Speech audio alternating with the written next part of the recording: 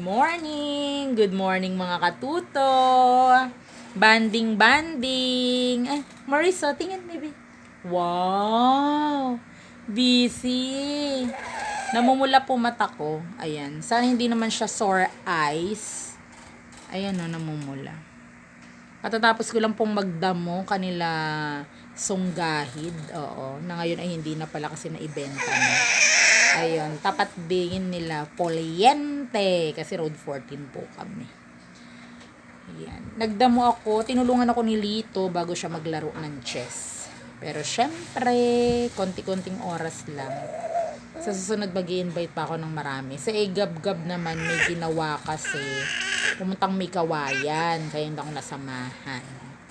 Syempre din, agad abilis-bilis ang pagdadamo at yung tanim ng simple para maalagaan ang baby Maris.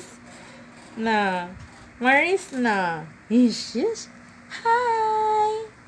Asan ang mga laruan ni baby Maris? Pakita mo nga. Ipakita mo yung laruan mo. Ito, asan ba si Kat-Kat? Ito si Kat-Kat. Ito po si Kat-Kat niya. Ayan si Kat-Kat. Hello. Uy, hawak-hawak niya si Kat-Kat. Ayan. Meow. Ito pa. Saan pa yan si Bel-Bel?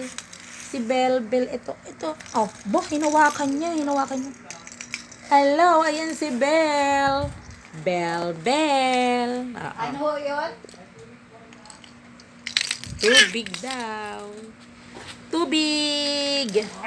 Ayan, wow. Ang ganda naman ng laruan ng baby ko. Ay, sis. Oh. Sige. Bawal naman ikaw lagi sa phone eh. Ayan, bawal sa camera. Naku, nalaglag na. Sige na. Bye-bye na, baby. Bye-bye po. Maraming salamat po sa ating mga viewers. Ayan. Ano lang po muna tayo. Advertisement mga katuto. Ayan na. Mga 30 minutes to 40 minutes sa mga alaga nyo. Siguro kahit mga ano lang po, 3. Okay, mag-umpisa sa isa. Ayan. Siyempre, umpisa sa isa. Hanggang sa maging marami na po yan. Tapos, malaking tulong po sa kanila yan na sila ay natuturuan. Oo.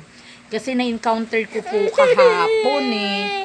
Alam niyo po ba, yung mga simpleng spelling, nahirapan po sila, yung mga bata. Kaya dapat po ay ating alalayan.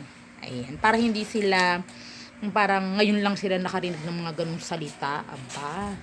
Ibig sabihin, nakatutok lang sa cellphone at walang ginagawa sa bahay. Kaya dapat pag pabasahin sila ng mga simple lang. Opo, mga simple lamang. Hindi ko lang po alam, baka nandun sa loob. Sige na. Babay na, baby. Babay na sa kanila. Babay po. Ayan, mamaya mag-upload tayo ng letter L at M. Hindi pala M.